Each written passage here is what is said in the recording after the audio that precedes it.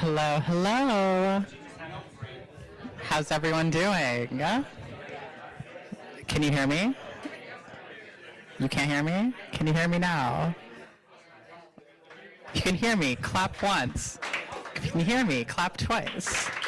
Perfect. Hey everyone, welcome to Shy Hack Night. My name is Sneha and I'm one of your co-hosts today. And I'm Felipe, and I will be the other co-host. awesome. We're so excited to have you all today. This is like a full house today. How many people are here for the first time out of curiosity? Can you raise your hands? Nice. Round of applause for y'all. So we have an exciting presentation from Jack today, who is from Run on Climate. But before we get started with the presentation, just a few announcements. What is happening with this? Do it.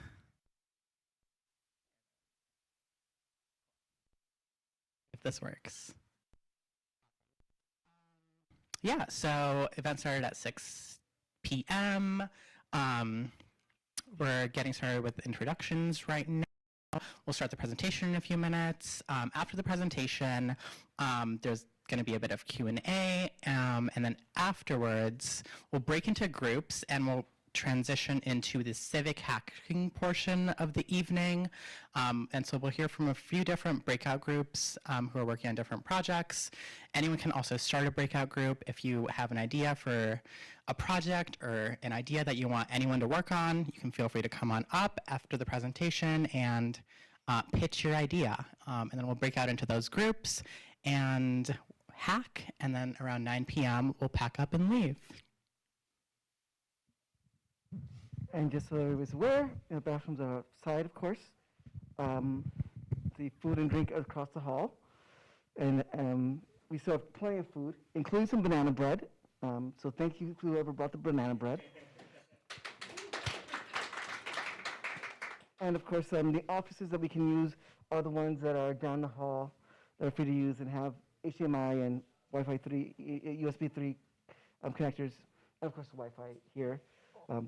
Network is team working, collaborate at 3. It's also on the board in the back as well. Awesome. Yeah, so this is something we just started doing recently in the past few months, but we're going to set aside some time to chat with your neighbor. So I'm going to set a timer for 5 minutes and just chat along with your neighbor. Maybe someone you haven't talked to when you walked in. Ready, set, go.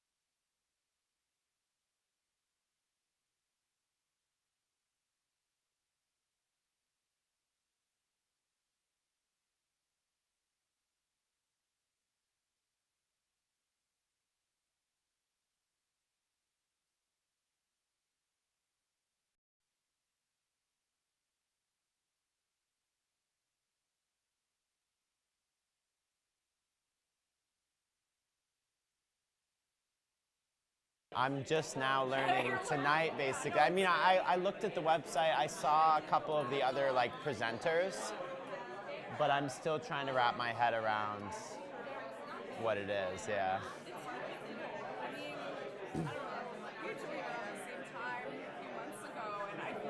It's been a very like open place to learn and also support civic projects that you're passionate about. Cool.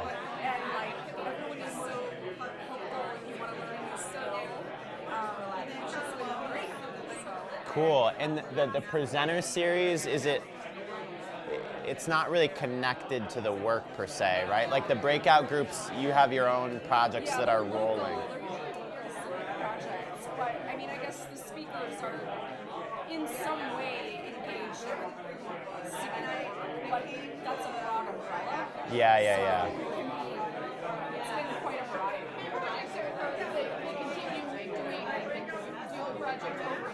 Oh yeah, and a lot of it happens like so they meet like once a month in person like this, and then the other Tuesdays are online. They do a Zoom, and the projects can happen async, like in Slack. You check in with the crew. Maybe you just have a little bit of free time during the day. So yeah, so these are like a way to check in. And it's all volunteer, like everyone.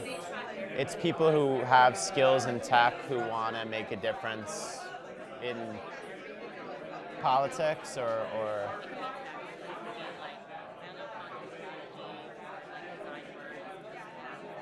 cool. Okay. Yeah, like I was learning GitHub on the project we were on together. I never had to use it for long, but there was an opportunity to work it. So yeah, we were working on a website called Those Services for buses that basically like claim to be coming based on your app and then they never show up. And so this site was an effort to explain some of the gaps between the proposed schedule and the reality. That's awesome. Cool. Awesome.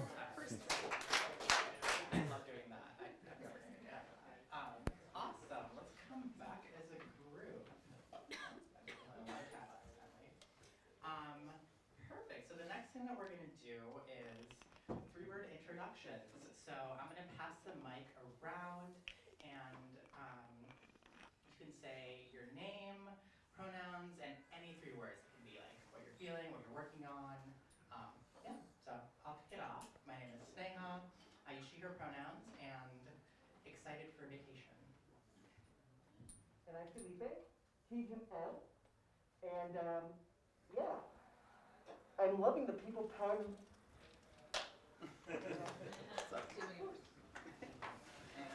I'll have the mic. Yeah. I'll have it after. Hi everyone, I'm Bertha. I go by she, her, hers, and struggling with plans. Hello, I'm Jackie, she, her, and for today I'll say chaotic project today. I'm Stephanie, and I go by she, her pronouns, and yeah, I'm struggling with model today, so I'm struggling with model. Hi, my name's Samir. I go by he, him. Let's go Tottenham. Hi, I'm Brian. Writing Ruby test.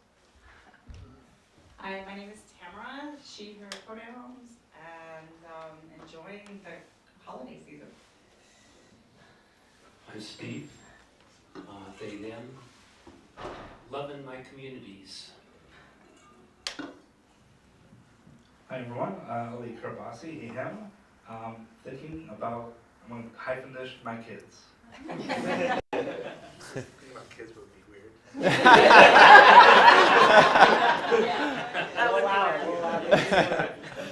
Hey everyone, my name is Conrad, he, him. Recovering from parking. Hey everyone, Fiona, pronouns are she, her, and happy I'm here. Hi everyone, Alvin. I go by they, them, theirs pronouns. My 3 words are permaculture web apps. Linda, she, her, energy efficiency hiring. Oh. Sam, he, him, winter break soon. Oh man, mine. Sam, she, her, become a member. Oh, there you go. Mark, he, him, passionate about climate. Josh Kalov, he, him, live stream is live. Brian, he, him, aspiring latte artist. Derek Eater, he, him, yay, Hack Night! Kate Kruger, he, him. Somebody took mine, so I'm just going to say happy be here. Mike, he, him, and environmentally stable finance. I'm Andrew, he, him, first time here.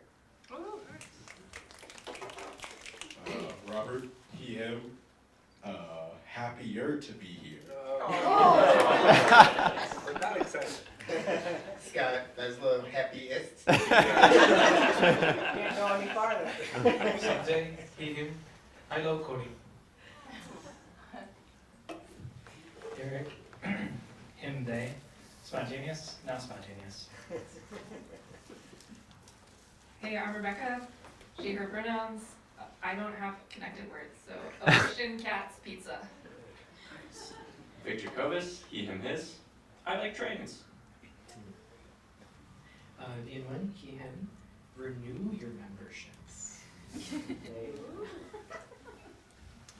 Hey, Sartaj, he, him, delay, deploy, debug.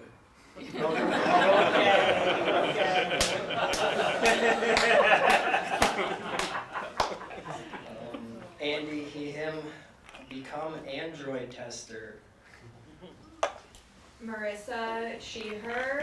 Shortest day soon. Derek, he, him, first Chicago winter. He, him, Alliance Civic Technologist. Sean, he, him, totally did now. I'm L, my pronouns are she, her, and I'm out of place.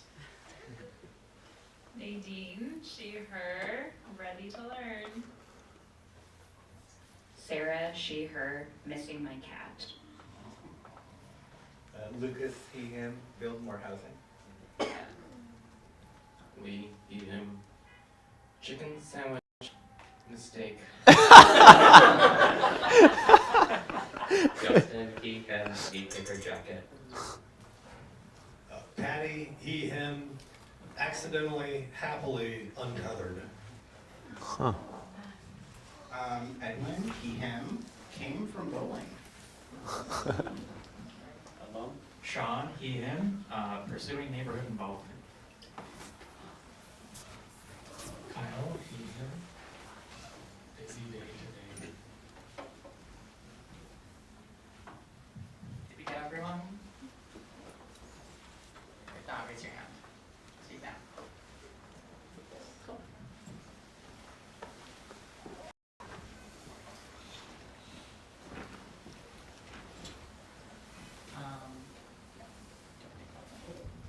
Okay, good enough. Well, so what is Shy Hack Night? You know, Shy Hack Night is a free weekly event to build, share, and learn about tools to create, support, and serve the public good. It is run by volunteers. All the volunteers who are here.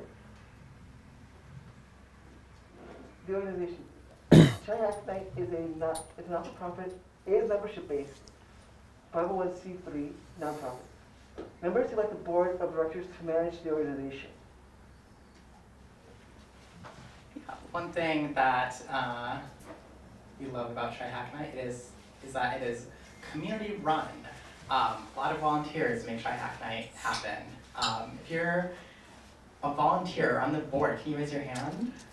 Yeah, if you have any other questions for how to run or how Shy Hack Night runs, feel free to come talk to any one of us. How can you get more involved with Shy Hack Night? Well, you can join by attending events like the one you're at today, joining or starting a breakout group, speaking or proposing a speaker, volunteering to help run an event, and ask a person who raised their hand or someone with a member sticker for more info on that. and also becoming a member when you qualify. Yeah. I'd like to thank our sponsors, CompTIA Pay for Good Advisory, and Data Made. You can also help Hack Night keep going strong by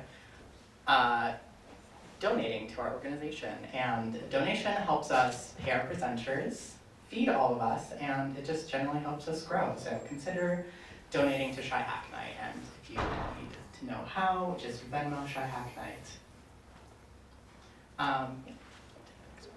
Connect with the Hack Night community. Join our Slack at slackme.shyhacknight.org.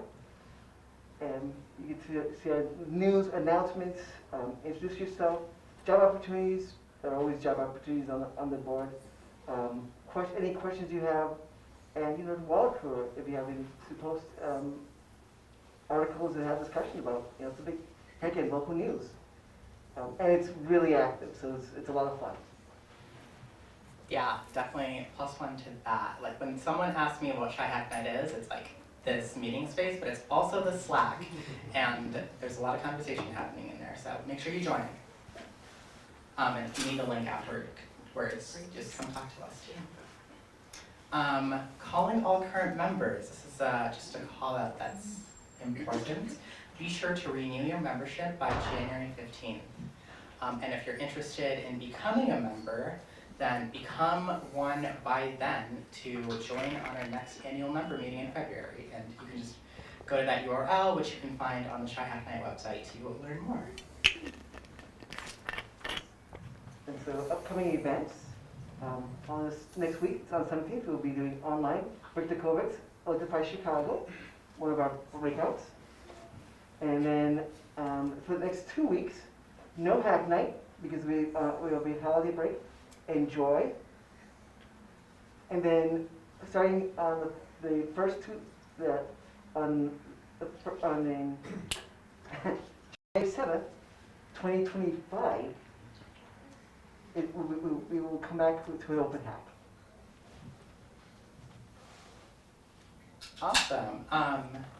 We'll open it to the floor. Does anyone here have an announcement that they'd like to share? Derek. Hi everyone, Derek Eater, board member. So we're in this awesome space, Tech Nexus. They are changing their policies next year and are going to start charging us $500 per event. And since we have 12 events a year, typically that's $6,000. So we kind of have two choices as a board. We can either try to raise that money, or if you know of any spaces that would be potentially interested in hosting this event once a month, I can say that we're very good tenants. We always clean up after ourselves, and also this is an institution. Hack Night's been around for 12 years, going on 13, and it's a great place to it's a great thing to have your name attached to. So just putting that out there. We have some time. We are going to be back here in January, February, March. We made that decision. We're going to pay them the money. But we want to see what our options are. So just putting that out there, because obviously there's a bunch of people in this room. So if you have any ideas, let us know. Come talk to me or Sneha or any of the board members who raised their hand. And yeah, maybe we can find a cool space, or maybe we could figure out a way to stay here. All right, thanks. Thanks, Derek. Anyone else have an announcement? Yeah. Mark can come to you, actually. Hi everyone, Ali Kerbasi. First of all, Harold Washington Library has a lot of awesome spaces. Okay. A lot of nonprofits use their space. Okay. If you haven't looked into it. That's not why I'm saying it. I am hiring. Is that okay to talk about hiring? Yeah. Ruby or Python staff or hire, if anyone's interested. We are a nonprofit, so if you want to stay in the do good nonprofit space, come talk to me. I work for a company called Braven, and we're growing our engineering team very fast, so that's us. Come talk to me. Thank you. Awesome. Thank you for sharing. And be sure to post in the jobs channel on Slack if you haven't already. Hi, I'm Linda. We're looking for other types of engineers, not software engineers, but for energy efficiency. So we're actually in this building. So we're not a nonprofit, but we are a company that's doing a lot of good things for the environment. It's a great place to work. We are looking for energy engineers, but also people who do outreach and program coordination and a number of roles. So it's energy infrastructure partners. You can come talk to me, or I'll put it up on Slack. Anyone else? Cool. Yeah, and without further ado, I'd like to invite Jack up to give his presentation.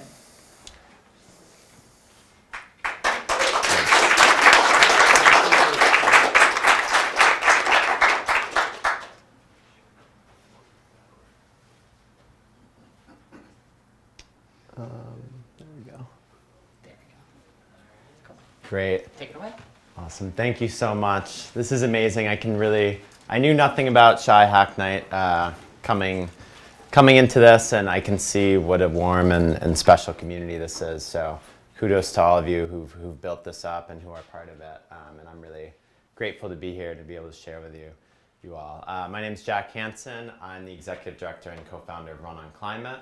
I'm going to tell you a little bit about my story and then mostly focus on the work that we do at Run on Climate. So a little bit about myself. I just moved back to the Chicago area. I grew up in Evanston, but I've lived in Vermont for the last 12 years. 2 weeks ago, moved back. Really excited to be back. Even more excited now that I know about this. But yeah, I served on the Burlington, Vermont City Council for 2 terms, and as I'll talk about, that's a lot of what inspired me to launch Run on Climate to support local level climate work. Okay, so this is back in 2006. This was probably the first time that I learned about global warming, as it was called then. Maybe others in this room as well, Inconvenient Truth. Yeah, it affected me a lot, and I think it affected a lot of people. And that year, you know, it wasn't long after Hurricane Katrina, but also the documentary itself, I think it won Best Documentary of the Year. It was kind of a phenomenon at the time that really woke up the American public, and I was in 6th grade at the time, and felt super alarmed. And I think there was a lot of focus on the issue at that time. That's me at that time. That's my 6th grade birthday party.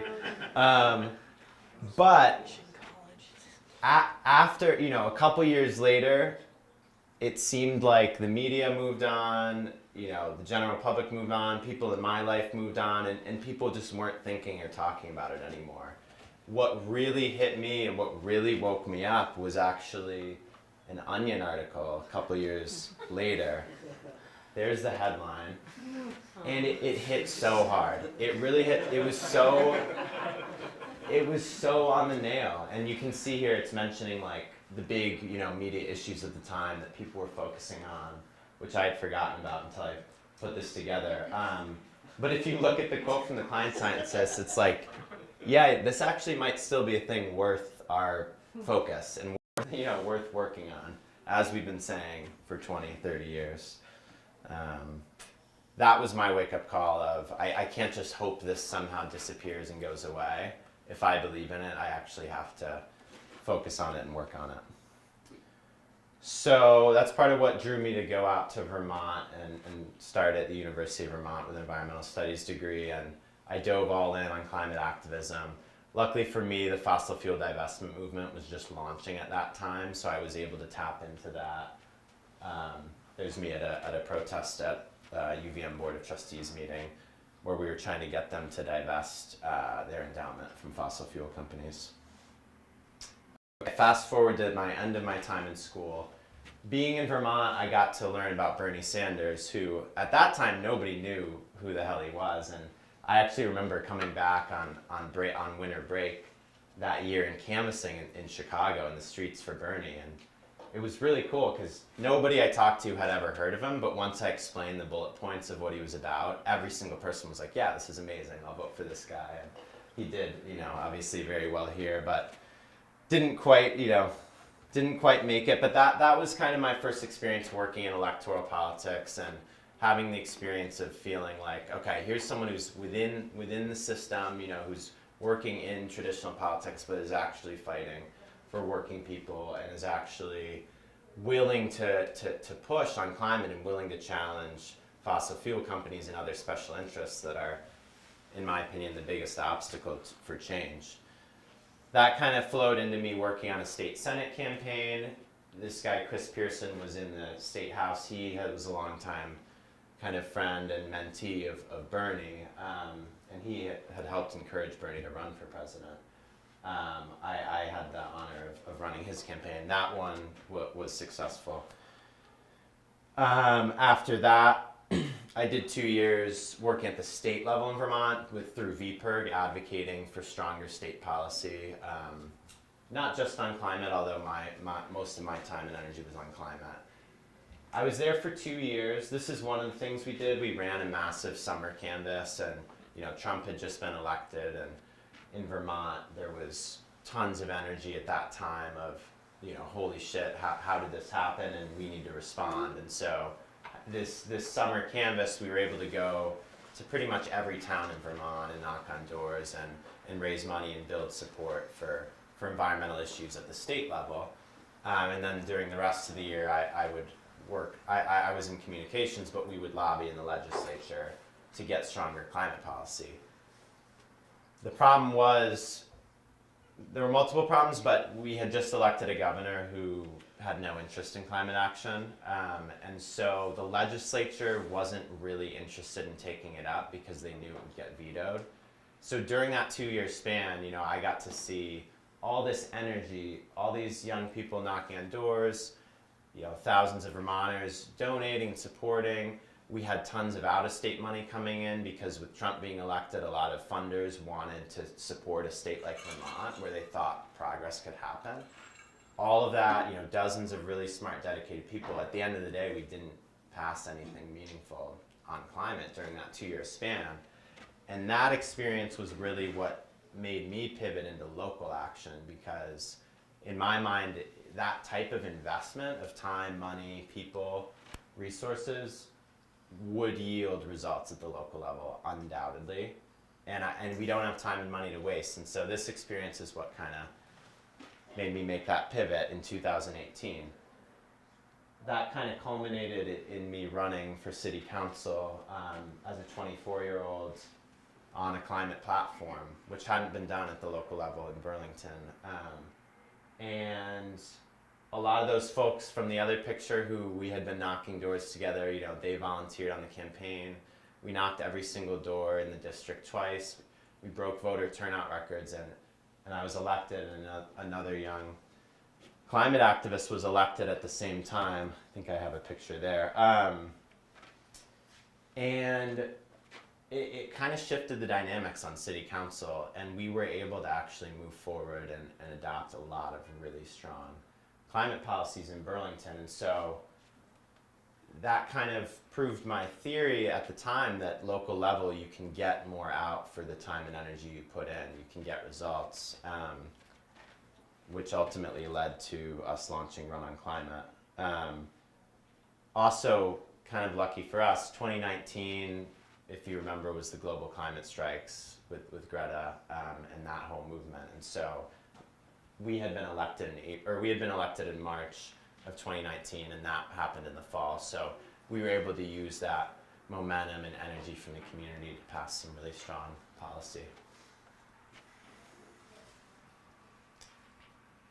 So I want to play a short video. This is from, so after my first term on city council, it was 2021, we had felt like, a small group of us pushing really hard and focusing our energy on Burlington. We had been able to do some really special things, and it made us think, how do we get more of the climate movement to focus on local politics? Because clearly we found something. And then second to that, the folks that have already figured this out and that are already doing it, how do we give them more support? Because what we found is there's a lack of sort of resources and support for this work.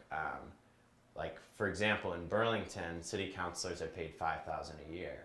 So you're working full time and you're doing this incredibly taxing job as, you know, a night job on the side. And then which is already overwhelming on itself, but then if you're trying to be a climate champion on top of that and create new bold policy and push it, it becomes really difficult. So that was why we wanted to launch an organization to provide that support to help folks actually implement a lot of the change that maybe they ran on when they first ran for office. So this was our GoFundMe when we conceived, myself and a couple other organizers in Burlington, when we conceived of the organization. Oh, I don't know if the audio is going to work. Is there a way to get the audio in?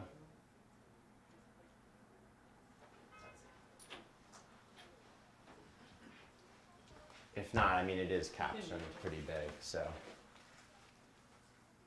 That would make a difference. We felt that way ourselves a few years ago. And then we decided to do something about it. Over the last 3 years, we've helped build a movement in our community to revitalize local politics through grassroots campaigning and a bold, progressive vision. Central to this movement has been the need to take dramatic action on the climate crisis. Now we're at a pivotal moment where federal dollars are flowing to local government at a scale that we haven't seen in decades. This is a huge opportunity. But we need to recognize that the federal government isn't just going to wave a magic wand and switch all of our buildings to renewable heating, or add solar to every rooftop, or add bike lanes to every street. This vital work must be done at the local level. Seeing the tangible change that has happened in our community from local organizing efforts has given us hope. In just the past 2 years, our coalition Elected 4 first-time candidates, including the youngest woman, first woman of color, and first openly non-binary person to Burlington City Council. Passed the net zero energy roadmap to get Burlington off of fossil fuels by 2030.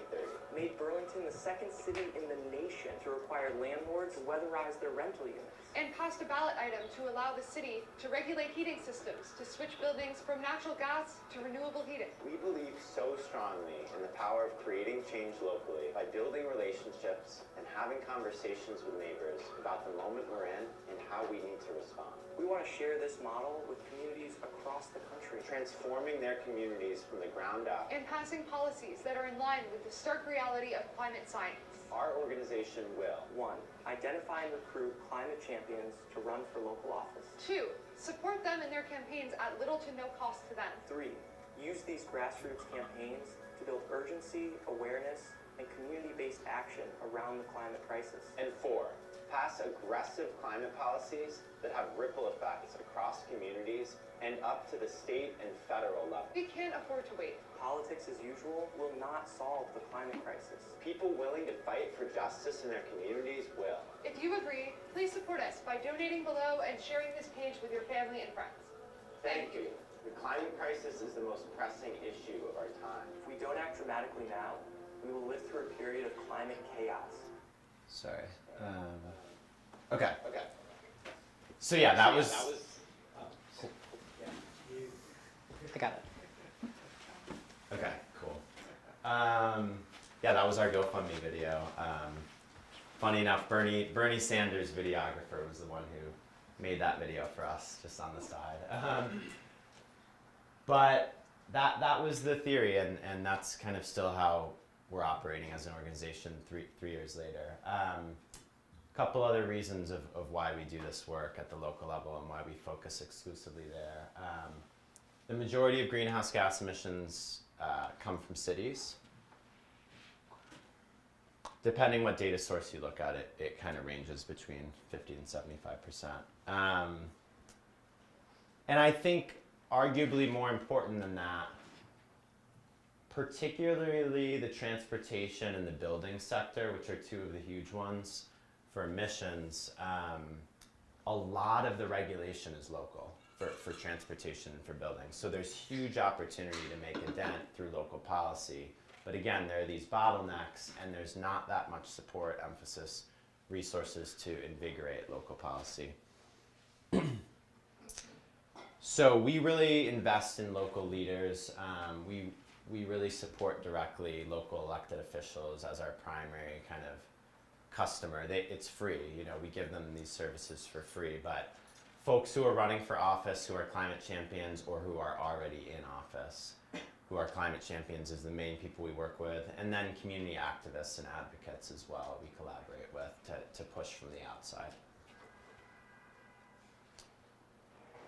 So this is, I think, the biggest, just to shout out the work you all do and kind of think about the data opportunity. There's tens of thousands of municipalities. We're an organization of just a few people at this point. I do think we're going to grow a lot, and there's a few other organizations that have cropped up as well that we partner and collaborate with who do this type of work. But we're never going to have the resources to be in all these communities. And the reality is every community in the US has so far to go on climate. So there's no community where it's like, oh, they're good, they don't need help, they've already got it in the bag. At this point, these are the numbers, right? So for us, where we hone in and where we really focus, our niche is leading edge communities. And the reason for that being that when leading edge communities can pass really cutting edge policies, those are the ones that make headlines, those are the ones that become models and kind of spur and have the bigger ripple effect to affect change outside of that community. So that's where we focus so far. Our electoral work, these are some of the numbers, and the thing that I'm really proud of with Raw and Climate with the electoral, we only endorse first-time candidates. We don't endorse incumbents. So we're specifically supporting folks who've never been in public office before, and people who are really climate champions. I think that sets us apart from other orgs where it's basically almost everyone we endorse works full-time in climate in some way or is extremely dedicated to it. And we're starting to see stronger results as we grow. This is just an example of our most recent slate. So these folks all had November elections. And yeah, it was amazing working with them, and 4 of them won. And so the beauty of working with a candidate is once they win, we can immediately bring them into our network and connect them with other local electeds who have the experience, who've actually passed policy, who know how it works. Because when you get elected, you don't really have like an orientation. You're just kind of thrown in, and a lot of them, again, don't get paid and don't have staff and don't have resources. So they're getting thrown in, so we kind of serve as that resource for them to help them deliver on what they campaigned on. This is a little snapshot of our network. So these are the elected officials we work with. So the 4 that we just elected are now added into this bigger network of 32. LCPN is the local climate policy network, which we run. And myself and our policy director both are former local electeds, but even more powerful than us helping is them helping each other and that network of peer-to-peer support that we facilitate through this. Couple of highlights. Let me see how I'm doing on time. So a couple of highlights of our work and what that looks like on the ground. So this was a candidate. He's a full-time transportation advocate, or was before he got on council. We endorsed and supported him last summer. We really put a lot of resources. When we endorse candidates, it's not just throwing our logo up on a graphic. Like, we really get in there and help them and put a lot of time and energy into helping them win. And when it's a close race, that really pays off and really validates that work. So I circled it at the bottom. This was a situation where 4 people advanced. He got into that 4th slot by 0.04% was the margin. It was 46 votes after the recount. So that's a race where out of 12,000, right? So that's a race where we know definitively that we flipped the outcome of the race. And the beauty of it, again, is the moment he got elected, we're bringing him into this network. We're feeding him, model policies from other cities that we've passed. We're giving him kind of coaching and advice on how to talk about these issues, how to communicate with his colleagues, with the public, and be that climate champion in Boulder. And Boulder's the perfect example of the type of city that we work in where, if you know anything about Boulder, you think of it as, right, this progressive city that it wants to be climate forward. But what they were lacking was someone like Ryan to be that voice in government who was a climate activist, to really push them and get them in line with their reputation, get them in line with the population. Ryan's been able to do that. You know, he's been on the council now for a year and a half and has already championed these are a couple headlines from policies where they're leading the state of Colorado in building decarbonization. They also just passed a huge bicycle infrastructure policy on one of their main corridors. Okay, here's another example. We got really involved in Cambridge, Massachusetts early on, and worked particularly with a city councilor, Quentin Zondervan, and he was one of the architects of this Green New Deal concept at the local level. So what Cambridge did is they passed a series of policies that the whole thing was a Green New Deal, where they passed what I think are probably the strongest building decarbonization requirements in the country for existing buildings, which is a big deal there because they have a lot of very large buildings, a lot of biotech, obviously Harvard, MIT, both have huge campuses, but then there's also a number of biotech facilities and others. So, and buildings are like over 80% of emissions in Cambridge. So they're tackling it. They're forcing these existing buildings to dramatically cut and eventually eliminate emissions. But they're pairing that with basically a jobs guarantee program where any Cambridge resident who wants to work in green jobs, and it doesn't just have to be in the building sector, but anything that reduces emissions in Cambridge, the city will ensure that they have free training as well as eliminate any barriers to access, whether it's transportation, childcare. Basically, if you live in Cambridge and want to go to into the field, the city will make sure that you get trained up and can have job opportunities to work in the field. So it's a beautiful pairing of, there's so much work that needs to be done, and the city is mandating all this work to happen, but then also developing the workforce and creating opportunities for good paying jobs for folks. And they're specifically prioritizing people in communities that are socioeconomically disadvantaged in Cambridge, because as you might imagine with a city like Cambridge, there's enormous wealth, but there's also this huge disparity, and there's a lot of folks getting left behind. So this specifically hones in on that. The really exciting thing for me is after working with Quentin for over a year in Cambridge, he actually stepped off the council to move because his wife was working at Princeton, so he had to move to New Jersey.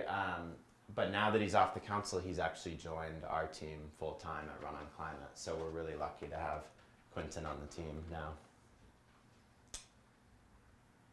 Another huge part of our work and our success has been working with student interns at universities. And if anyone in this room has connections, I really want to get connected to students here in the Chicago area. We mostly were doing it through University of Vermont students.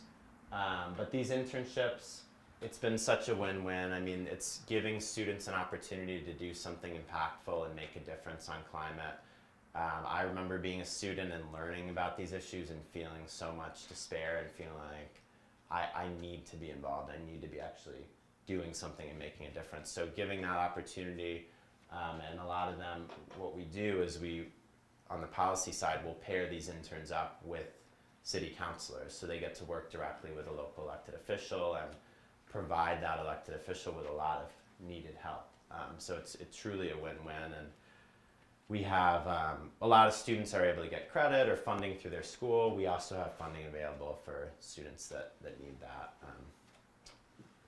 to participate. So this is a little bit looking ahead for us. It's cool because I pulled this from a presentation a couple months ago, and we did achieve these high-level goals.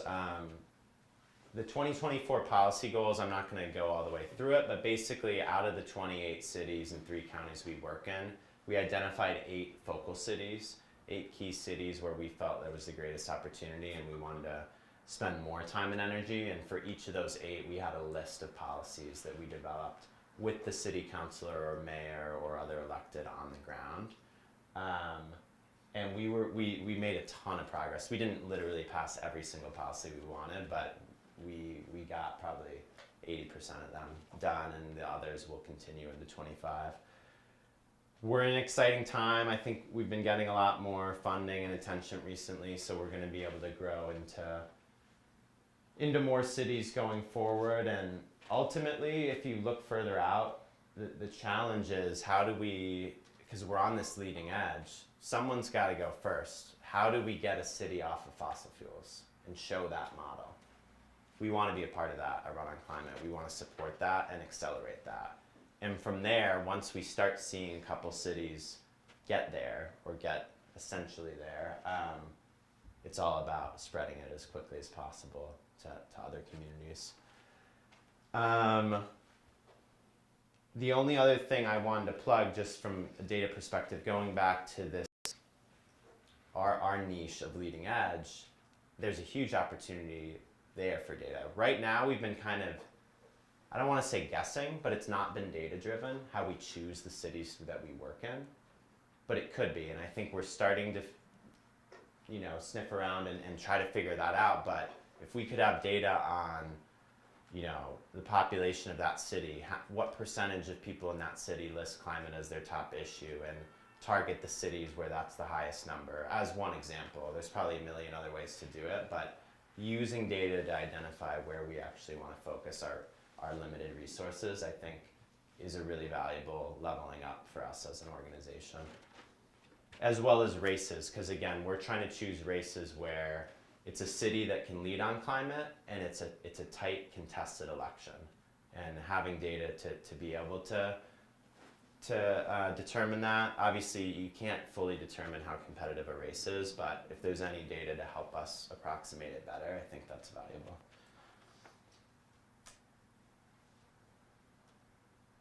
Great. Well, that's all I've got. I'll just wrap up and say, feel really lucky to be doing this work. Feel really lucky to be sharing it with you. I'm grateful to all the work that you all are doing. I think the way I view Run on Climate, it's just one tiny piece of the broader puzzle and ecosystem of climate action that I think most, if not all of you all, are a part of as well. And ultimately, it's about that broader movement, and it's about each of us finding our role and our niche within that and how we can contribute. And I think collectively, we can solve this issue regardless of what's going on at the federal level. There's so much that we can do at the local level. So thank you all for what you do, and thanks for the opportunity to speak.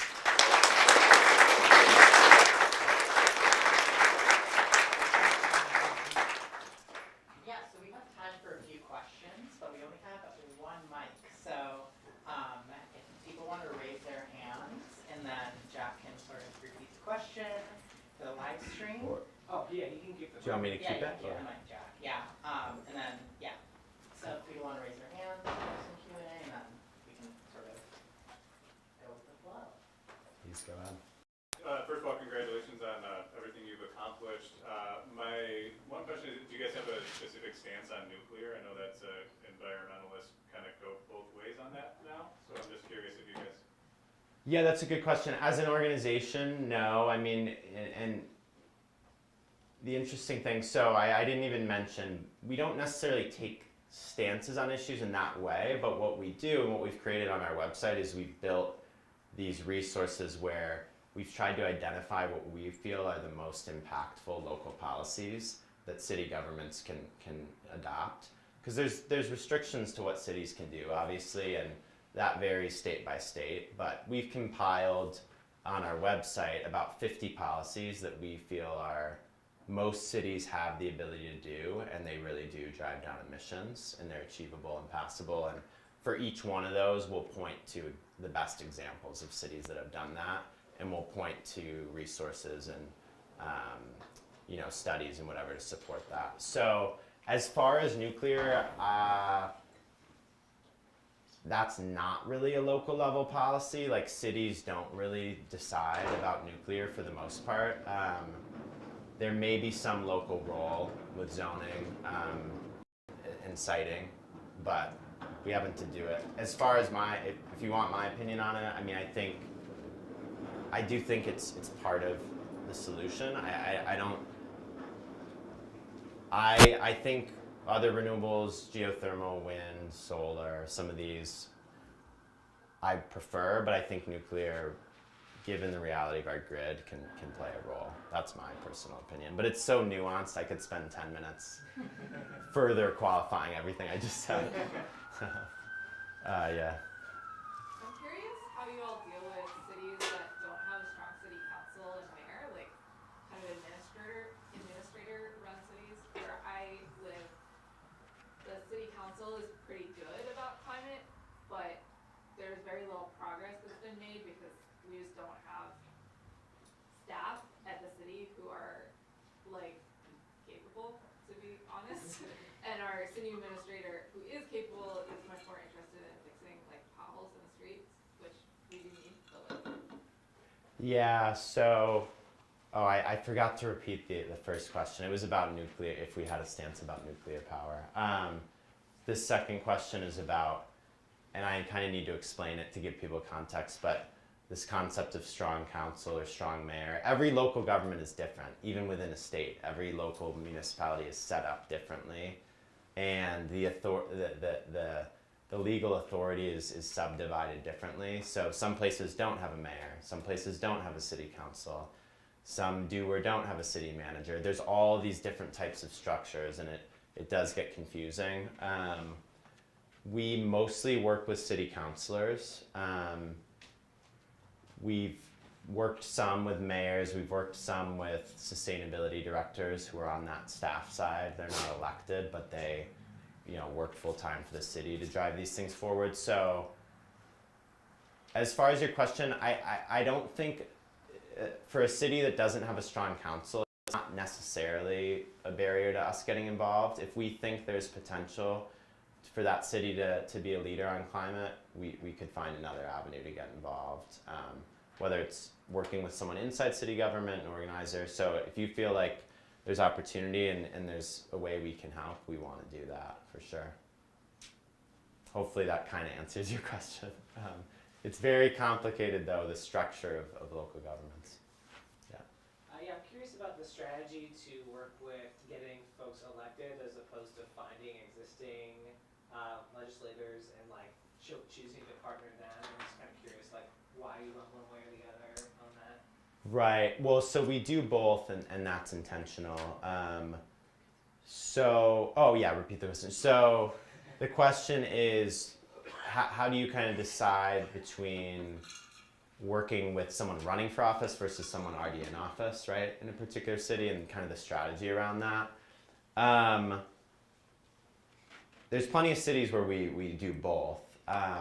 What we don't do is we don't endorse incumbents, as I mentioned. And I like that for a lot of reasons, but one is that once someone is in and we're working with them, it's not because they're going to get our electoral support, right? It's not this transactional thing of, if we work with you, then you're going to help me get reelected, right? It's like, no, this is strictly about passing climate policy. Hopefully your success in passing climate policy will help you get reelected, but we're not going to give you money or endorse you. Again, you want to be here and you want to get this work done with us. As far as choosing candidates though, it depends on the makeup of the council or the mayor's office. So say a city, maybe they have an amazing city council, but the mayor's not really on board with climate. Well, that would be a good one for us to get involved in a mayoral race and try to flip that. And we might already be working with councilors, and we really understand that barrier because we're engaged in those battles and we see that need. Or it's a city we've never been involved with, but similar to Boulder, how we got involved, it's like, why isn't Boulder doing more? People there clearly want to, it's got the reputation, but you look at the council, there's not that champion who's just all in on climate. They all care about it, but no one's like the leader. So that's an opportunity. So it's a scenario where flipping a seat changes the dynamics, or it's a scenario where adding one leader changes the dynamic, I would say, is where we target. Yeah. So you mentioned you've worked with, municipalities, and political authorities on several different issues. And, in your experience, are there certain like, let's say it's something you're pushing for them to like pass, or for example, like decarbonizing a building, and I don't know everything on that, but my question is, so which like issues or like types of change have you found the easiest or like the most successful? And then,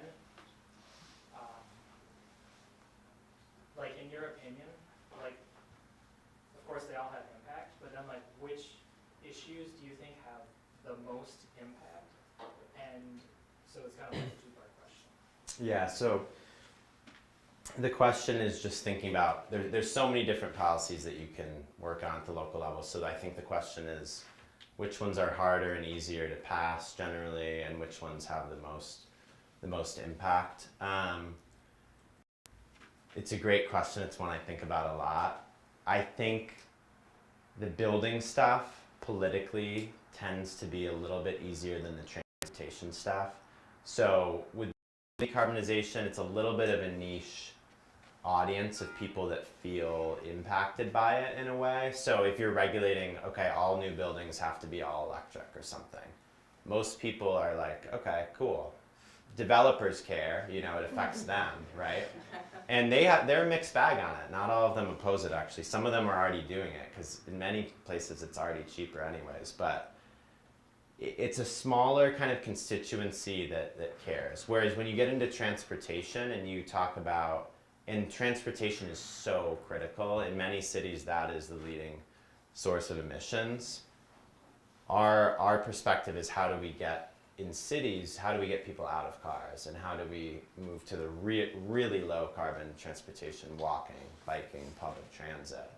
EVs for sure is part of it, but we believe that it's even more impactful to move cities away from car-based infrastructure, but that is also one of the hardest things to do, because we have a car culture that's been built up over decades, to the point where if you want to remove parking to put in bike infrastructure, there can be a lot of pushback, and we're dealing with that right now in Evanston.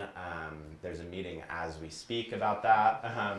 In Burlington, that was extremely difficult. It would take years and tons of debate just to get one bike lane in on one street. So that one stands out to me a lot, is reducing parking in order to get something better, what I would call better. Yeah. Do you have any specific examples or nuggets of knowledge or generalizations that you give candidates, not to win, but to pass policies when they actually get the role, maybe from your experience, or from the other candidates where they won, they knew how to win a winning campaign, but now you've hit unexpected difficulty learning how the sausage gets made. What has maybe changed your approach since you got started? Yeah, so the question is around if I can kind of share some of the advice we give to elected officials to pass policy. Does that sum it up? Yeah, it's complicated and it's very contextual, but I think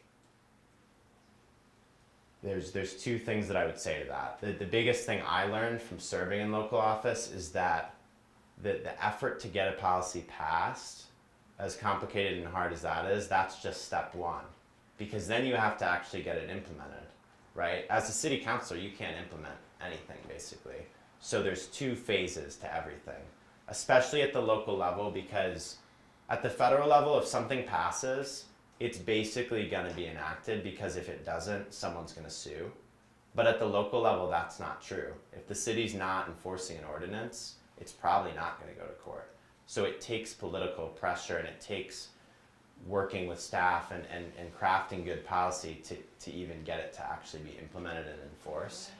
So that's one piece that I would say. And to that point, and also just in general, it's really all about relationship building, I would say. So relationship building with staff that's going to have to implement, because they can either be the biggest barrier or they can be the biggest ally in a policy passing and being implemented. Building relationship with the other counselors, building coalition with different community groups, whether that's climate activists, whether that's public safety groups, economic justice, housing groups, racial justice, like trying to build coalition and work on policies that are addressing several issues at once, which they often are, and building that political will and doing community organizing. So if I could distill it to one word, it would be relationships and organizing. I heard a couple of different things from you. I heard you support initial candidates for office and work with them. And then I heard you don't support them as incumbents to get reelected. And then later on, when you talked about the future plans, you talked about expanding based on your network. And I'm wondering how that plays, because I know politicians and they're interested in talking to you if you're going to help them get reelected, but not necessarily if you're just about them, enacting some other policy. Great, yeah, so the question is about this piece about us not endorsing incumbents. We're working with these politicians, but we're not then supporting them for reelection. Is it just about kind of the challenge of that and how we navigate that? Yeah. So again, basically everyone we work with is all in on climate. They're like me, they're like probably many people in this room. That is their mission in life, is to address the climate crisis. That's who we intentionally select for. And so they're motivated, they ran for office for that reason, as they're, among other things, but usually that's why they even got into politics. So it hasn't been, for that reason, it hasn't been too much of a challenge, because we're here to help them do what they want to do, and we're giving them that help for free. So even though we're sure they would probably like it if we also helped them get reelected, but I think they're still happy even without that. And was there another part to your question, or did that answer it? Well, I saw you had a +4 on, it looked like Illinois. Yeah. And where did you get those council members in? So right now we're in Evanston, Highland Park, and Oak Park. Oh, okay. We did endorse a candidate in Chicago in '23, but he lost, so we don't right now have a partnering elected official in Chicago. Yeah, but we're looking to expand for sure. Great. So you said you guys identify leading edge cities that are kind of like really just need a little bit of a push over the edge. Mm-hmm. Where does that search start? Like, how do you guys currently like look at that? What are some key kind of indicators that you're like, all right, this is a city we need to attack and is ready to change? Mm-hmm. Yeah. So the question goes to, how do you identify leading edge cities? How do you find them and select them? Again, I want better data, and we're trying to get better data on that to inform that. So far, we've more been going off of looking at what that city has done already, right? So if a city adopted a climate action plan in 2005 and has already passed, 10 policies within that plan and has this trajectory and has already flatlined emissions, there you go. So a lot of it is just what have they done to date and kind of what's the current makeup of city government. And again, it might be one seat short, like you might see that votes are failing by one, then it's maybe an electoral situation or both. So yeah, we mostly go off of what the city's done and what they're currently doing, but I want to bring in way better data to also help decide. Yeah. Quick, where would you rate Chicago? Like how far are we from anything meaningful? Yeah, so here's the thing that I didn't mention, but you might have noticed. So far, we haven't done huge cities. I think our biggest cities are Denver and Minneapolis, which are still quite a bit smaller than Chicago. So I think as we're growing, it'll be easier for us to play in some of these bigger cities, but it is a little intimidating at the size we are now. But Chicago's doing, I have to caveat it because I think no city is even close to where they need to be on climate in the US. There are examples outside the US, but in the US, like, no one's even close. And I know this because I'm in the leading edge cities. But Chicago, comparatively, I think is doing well. I think Chicago's pretty advanced when it comes to public transportation, again, comparatively to other large US cities, which is a low bar, but comparatively, both on the transportation and building front, I think Chicago has made a good amount of progress. Great. Yeah, have you considered cities that sort of are on the opposite end of the spectrum, like cities that have, you know, no climate action whatsoever, like maybe they have a high presence of climate denialists or just people not taking action? Like, how do you target those kind of cities? Right. I don't know if I repeated the last question. It was, where is Chicago? Where does Chicago stand in all this? Then this question is about, would you ever work at the other end of the scale of a city that's basically done nothing on climate? Not yet. We're still in this niche right now, because even within this niche, we don't have the capacity to do what we want to do. But I think as we really grow and expand, and then in partnerships with other groups, ultimately, again, it's this collective thing. We got to get every single city there eventually. So that's kind of the big picture, long-term goal. But for us right now, as one organization and a small one, it's leading edge. Jack, I think we have time for maybe one last question, and then you can stick around afterwards if you need to. Awesome.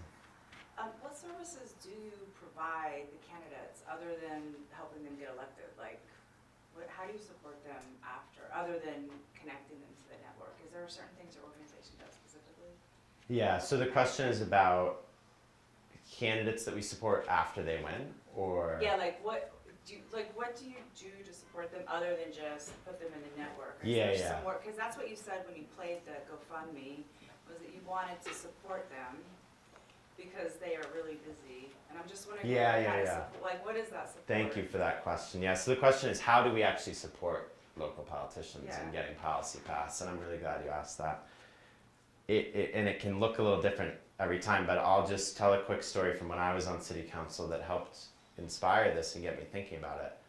I championed a proposal for ranked choice voting, which is, if people don't know, it's a different voting system where you get to actually rank the candidates, and if your preferred candidate loses, your vote can get transferred to your next preferred candidate, etc. When I was working on this national organization called Fair Vote reached out to me and said, hey, we see that you've proposed this, we saw a news story, we want to help you. We want to help you get this passed. And I was like, sure, let's get on the phone. And they gave me all these one-pagers, all these resources. They said, what are you hearing in opposition? What are other councilors saying who aren't on board? Because I was making the calls to my colleagues trying to get the votes. And I'm hearing all these things, oh, I don't know, it's too expensive or this or that. What are you hearing? I'm going to send you a one-pager for every counter-argument you're hearing that addresses that counter-argument directly, and give you the tools you need to make the case to your colleagues and to the public that this is worth doing. Also, I'm going to use politics. So like at that time, the Democrats, I was a progressive, which is the third party in Vermont, but the Democrats controlled the council. So this person said, how do we influence Democrats politically? He's like, Howard Dean, the former governor of Vermont, supports ranked choice voting. I'm going to get him to do a sign-on letter with other Democrats at the state level. So they're going to get pressure from their own party. So there was this whole press release and public thing of like high-ranking Democrats in Vermont telling the Burlington councilors to do this. So basically, it can look different for every policy, but the idea is, how are we going to get the votes, and what do we need to get the votes? Is it turning out 50 people to a meeting to speak in favor? Is it getting a high-profile person? Is it just having the right arguments and the right one-pagers? That's kind of the work, yeah. Is that most of the work, or is it the election? The policy work, so the question is, how does it compare to the electoral work? Our primary focus is the policy passage work with elected officials, and the elections work is secondary to that. Yeah. Thank you. Thank you so much.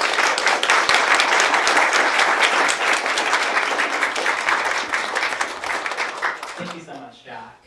It's a great presentation. And are you going to stick around afterwards? Oh, yeah. Perfect. Yeah, so if any other questions that are lingering, come up to him afterwards and just ask in person. Perfect. So now we're going to get into the civic hacking portion of the evening. And so how this is going to work is we're going to have some breakout groups come up and present. So if you have an active breakout group, feel free to line up outside. You're going to hear from all these breakout groups, and they're going to tell you what project they're working on. And then we're going to disperse. You can join whatever breakout group you want to, and into the evening. And then another thing I'll mention is if you have an idea for a breakout group that you want to start, you can do that too. So if you have a project that you're thinking about starting, feel free to pitch it.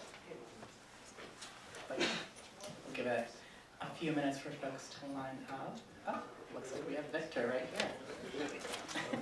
All right, in a very topical and relevant breakout group, I'm with the climate change group. So basically, we're a breakout group of breakout groups in a sense. So we encourage folks who might have a new idea related to climate to come join us. We've kind of mutated and morphed throughout the years. But right now we are working on Electrify Chicago, which we'll be presenting next week. And basically we take all of the public data from the city about emissions of Chicago buildings, map it, analyze it, and try and create a tool for advocates. So we've been featured in a few student newspapers with people talking about their university buildings, and basically just trying to push buildings to get cleaner, greener, and better. So if you're interested in Vue.js, Python for data processing, or just looking at buildings, come join us. We are 16, and we'll be out in the kitchen area.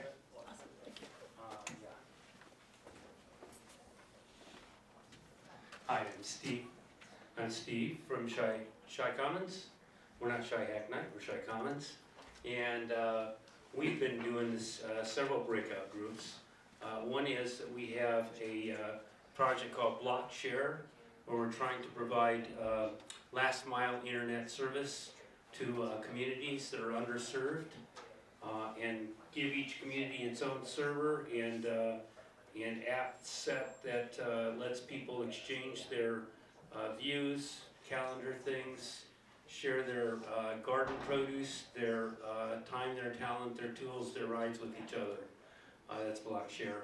And then Shy Commons also has a map of cooperatives and solidarity entities in the Chicago area, and we're working on that.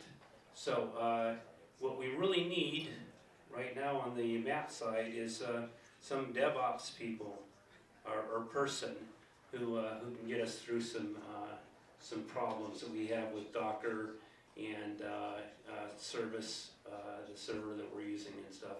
So if you're one of those, or if you're a Python Django programmer or a React JavaScript programmer on the front end, we could use you too. Thanks. Oh, and we're 23, and we're in the room next door. Hey, I'm Sartaj, here with Windy City. For those of y'all that watched the presentation last week, we were actually the presenters. So today we're going to be going through some of the feedback that we got from last week's presentation around some of the ways that people want to get notifications, and we're going to try to build some of those pieces out. So you can come find us. We are 19, like the Adele album.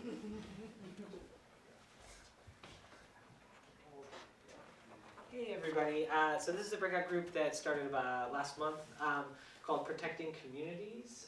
So essentially it's what are we going to do come January 20th when Trump comes into office? There's a lot of communities that are under threat, and we're a group sort of just trying to take stock of the groups that are already around, starting to get organized, and seeing what we as technologists and data people can do to help with those different groups. So we'll be meeting tonight, and we also have a very special guest from out of town. Rebecca, you want to talk about what you're doing?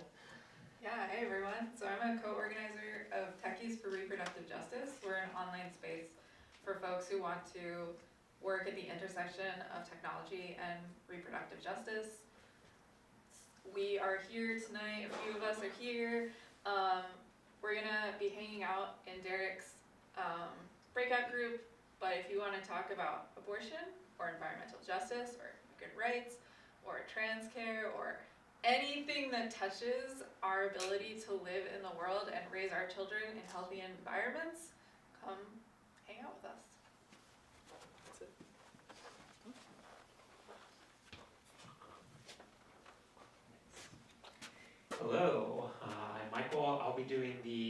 welcome to Chai Hack Night / Civic Tech 101. So if this is your first time in Chai Hack Night, or it's been a while, if you have any questions about what Civic Tech is, what Chai Hack Night is, what these breakout groups that people are talking about are, I'll be around to answer any and all of those questions, hopefully. I'll be 15 donuts. I guess since it's donuts, I'll be hanging out over by the food. So just remember donuts, food, that's where you can find me. Thanks. I think we have a lot of extra food too, so feel free to grab some after we wrap up.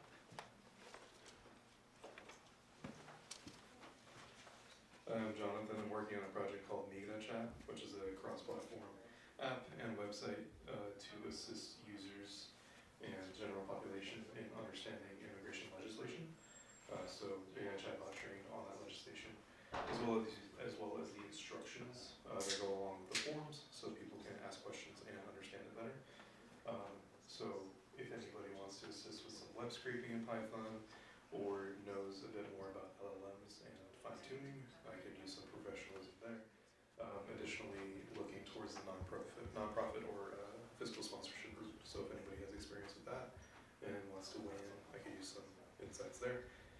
And if anybody knows PNPM, I need help with one line in a Docker file. So come find me at 1414. Cool. Do we have any last minute breakout groups? Oh no. Okay. Awesome. Well, I guess that's a wrap, everyone. We do have one final Chai Hack Night tradition before we send you off. So we're going to say the words, go forth and hack on the count of 3, and then we'll disperse. So if you can entertain me for that. 1, 2, 3,